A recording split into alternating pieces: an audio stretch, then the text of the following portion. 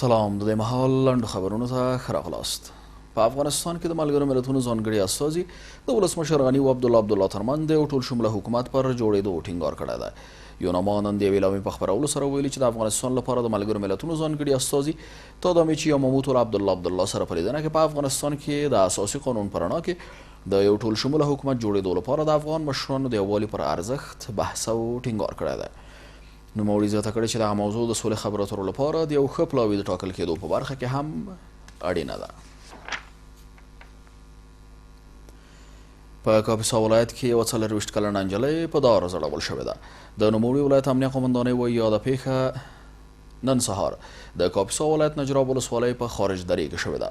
د امنیه قومندانۍ ویان زیاتوي تر اوسه روښانه نه ده چې دغه نجلۍ ځان وژنه کړې او که چا په دار ځړولې ده، خو پولیسو له پیښې سره د تړاو په تور 2 تنه نیولي دي. په همدې حال کې د کاپیسا ولایت امنیه قومندانۍ وایي د دې ولایت په نجراب ولسوالۍ کې د پولیسو پر یوې پوستې د دولت د وسلوالو مخالفینو په برید کې یو سیمه ییز پولیس وژل شوی دی. ټاکل شوی چې برېټانیا تر راتلونکي دوبي خپل پوځیان له افغانستانه بهر کړي. د ټایمز ورځپاڼې د راپور له مخې سلګونه برېټانیایي پوځیان به د راتلونکي چنګاښ میاشتې تر پایه له افغانستانه بهر شي. یاده ورځپاڼه وایي د برېټانیایي پوځیانو دوهمې برخه وتل له دې سره تړلي دي چې د امریکا متحدو ایالتونو او وسلوالو طالبانو ترمنځ د سولې شوې هوکړه تر کومه برید عملي کیږي. له 2002 میلادي کال راهیسې په افغانستان کې 456 برېټانیایي پوځیان وژل شوي او له 2000 ډېر ټپیان شوي دي.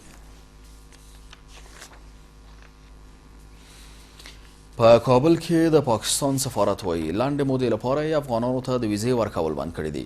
یاد سفارت که څه هم د دې کار لامل نه دی روښانه کړی، خو ویلي دي چې راتلونکي یکشنبه به دغه ستونزه بیرته حل شي.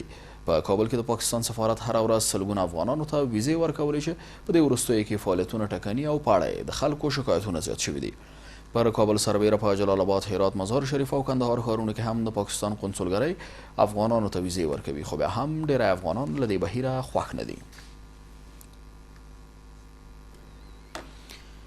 روسیې هغه راپورونه رد کړل چې ګواکې افغانستان ته به سرتیري استوي. په کابل کې د روسیې سفارت په یوه خبرپاڼه کې ویلي په دې وروستیو کې یو شمېر رسنیو د ضمیر کابلوف له قوله ویلي چې اړتیا پر مهال به روسیه د ترهګرۍ ضد مبارزې لپاره افغانستان ته ځواکونه لیږي. د روسیې سفارت وایي کابلوف دغه ډول څرګندونې نه دي کړې او نه هم روسیه په راتلونکي کې داسې څه غواړي. سرچینه زیاتوي دوی په افغانستان کې د سولې د راتګ ملاتړي دي او له دې پروسې سره هر ډول همکارۍ ته چمتو دي.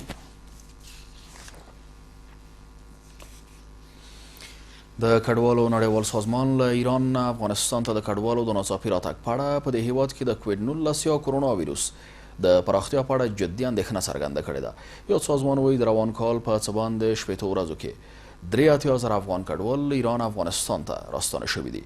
په همدې حال کې راستانه شوي کډوال وایي په ایران کې د کرونا ویروس پراختیا خورا چټکه ده او ایراني حکومت افغانانو ته هیڅ ډول امکانات نه برابروي. په افغانستان کې د کرونا ویروس د لا خپرېدا مخنیوي لپاره د نوي کال جشن نه ترسره کیږي. ولسمشر غني د لوړې له مراسمو وروسته تېره ورځ د ملي امنیت شورا په لومړۍ غونډه کې وویل چې په هیواد کې د کرونا ویروس د پراختیا د مخنیوي لپاره د سږ کال د نوي کال جشن له ترسره کېدو ډډه وشي. ولسمشر غني همداراز ویلي چې د ښوونځیو د تعطیلۍ په اړه به له پوهنې وزارت سره تر سلا مشورو وروسته پرېکړه وشي.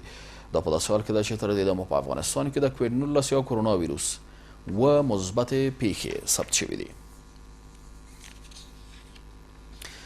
او په نړیوالو پیښو کې هم د روغتیا نړیوال سازمان ویلي چې په ټوله نړۍ کې د کوویډ-19 یا کرونا ویروس خپرېدو ته په کتو دغه ناروغي د ټولنیونې مرحلې ته رسېدلې ده. د سازمان رئیس وایي د نړۍ په کچه د کرونا ویروس د خپرېدو حیرانوونکې شمېرې ته ډېر خواشینی یو او په دې اړه مو پرېکړه کړې چې دغه ویروس د وبا په توګه ومنو. یاد ویروس تر دې دمه د نړۍ 115 هیوادونو ته رسېدلی او لږ تر لږه 122,000 کسان پرې اخته دي او 4,309 کسان د ویروس مړه کړي دي. اوس مهال چین له 81,000 مثبتو پیښو سره لومړی، ایټالیا دوهم او همداراز ایران د 9,000 مثبتو پیښو په ثبتولو سره په درېیم ځای کې دی.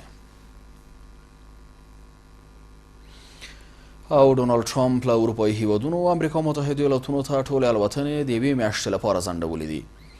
د امریکا متحدو ایالتونو ولسمشر ډونالډ ټرمپ په یو ټلویزیوني وینا کې پر اروپایي هیوادونو نیوکه کړې چې د کرونا ویروس په مخنیوي کې اړین اقدامات نه دي کړي. نوموړي ویلي چې تر راتلونکو 10 ورځو له اروپا څخه امریکا متحده ایالتونو ته ټولې الوتنې ځنډولې دي. دته په خبره له بریټانیا پرته نور له ټولو اروپایي هیوادونو هیڅوک امریکا ته الوتنه نشي کولی.